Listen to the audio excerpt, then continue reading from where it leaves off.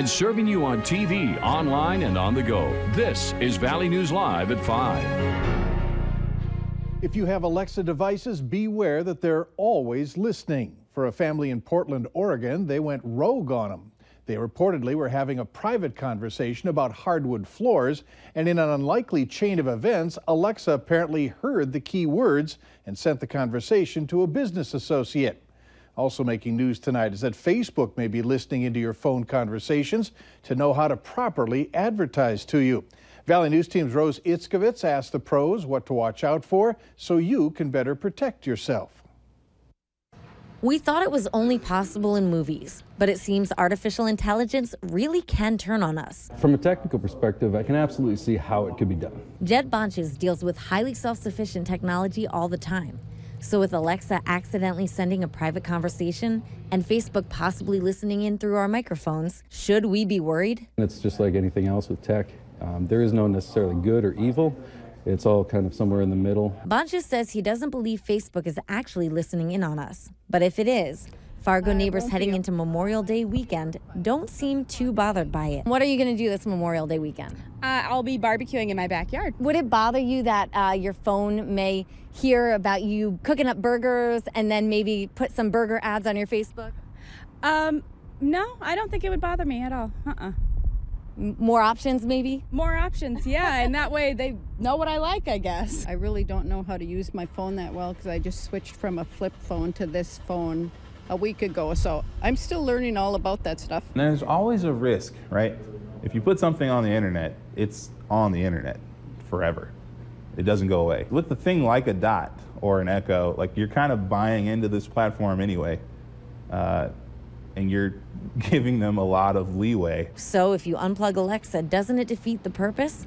What if the family talking about hardwood floors wanted Alexa to play music at any moment? Bonches says it's a trade-off. Accessibility versus security. So I want to be able to get in and out of my apps really quickly or my programs. But then you have to balance that with the security aspect that I don't want anybody to be able to get in and out of my programs. But as for Facebook, you may have a little more control. By going to settings and then privacy on your phone, you can turn off your mic. In Fargo, Rose Itzkovitz, Valley News Live. And you can also go into your Facebook privacy settings to change the allowance to your location, your camera, and other areas you might be concerned with. If you spent any time outdoors today, you know that we had some serious heat. Let's find out from Hutch about tonight's weather. Well, the heat is going to stick around for most locations, and we do have, once again, some isolated areas of thunderstorm activity. And again, it's moving off to the south and east as we head into the evening hours. Our risk for severe weather tonight is fairly low, but we still could see some of these storms produce some hail. The strongest of the storms are heading toward the Twin Cities and off into parts of Wisconsin. Some hail reports, even a tornado report down in south central parts of Minnesota. There's a little batch of thunderstorm activity to the north of Valley City and northwest of Fargo-Moorhead. The strongest cell, and the cell's moving in towards the FM area, moving in that general direction of a southeasterly one, so will likely pass north of the FM area. So we take you in a little closer. The strongest cell showing up to the northwest of Mayville, not far from Northwood. Just missing you to the south, the pinks you see there, indicative of some sizable hail potential from this cell. Estimates have it at upwards of 1 inch in diameter, but likely it's going to reach the ground as something a little smaller than that. So some hail-producing thunderstorm cells passing through the Red River Valley into northwest Minnesota this evening. The heat will stay 80s to near 90 all the way into the mid-evening hours and then quiet during the overnight. Your weekend forecast for the holiday weekend ahead coming up here shortly. The heat is on. It is. All right, thanks. New information on the death investigation of a 5-month-old Grand Forks baby. Police there say the injuries are outside of the norm, and investigators are trying to determine whether 5-month-old Brynlee Reimer's injuries are accidental or intentional. Tuesday, Grand Forks County Social Services notified police about her injuries after a caregiver brought Brynlee to Altru Hospital on Monday. She was airlifted to Fargo, where she died. A motorcyclist is dead after a crash near Lidgerwood, North Dakota. It happened last night when the driver failed to take a right-hand curve on Highway 11. The Highway Patrol says the motorcycle drove through the eastbound lane and went into the south ditch where it rolled. The driver was thrown and was not wearing a helmet. He was pronounced dead at the scene. The man's name has not yet been released. Traffic was slowed along a stretch of I-94 as fire crews dealt with a semi that went up in flames today. It happened just before 2 this afternoon in the westbound lane near Rothsay, Minnesota. The trailer of that semi was a total loss.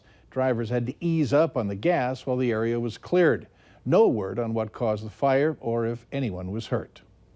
The Minnesota State Patrol is reminding drivers to properly secure their loads as they head to the cabin. This is what happened back in 2016. It shows the driver didn't have items tied down. Now, if you have a truck and stack items on the roof or on the back of your car, make sure they're properly secured. If you haul anything inside your boat, you should also make sure those items are secured. Ratchet straps or bungee cords are recommended. 3 of North Dakota's 4 largest cities saw population growth last year, but most cities connected to the oil patch in the western part of the state saw decreases.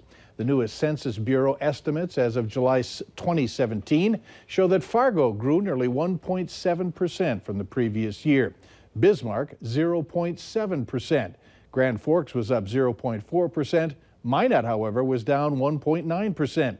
In the oil patch, Dickinson's population was down 2.3%. Williston's dropped 2.7%.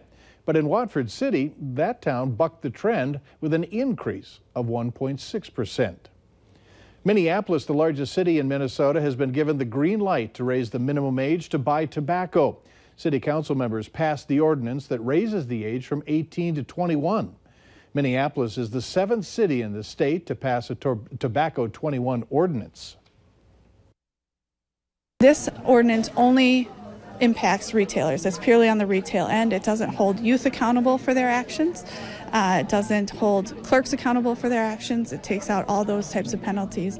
So the retailers who are really doing their best and having a really great compliance rate in Minneapolis are once again being hit.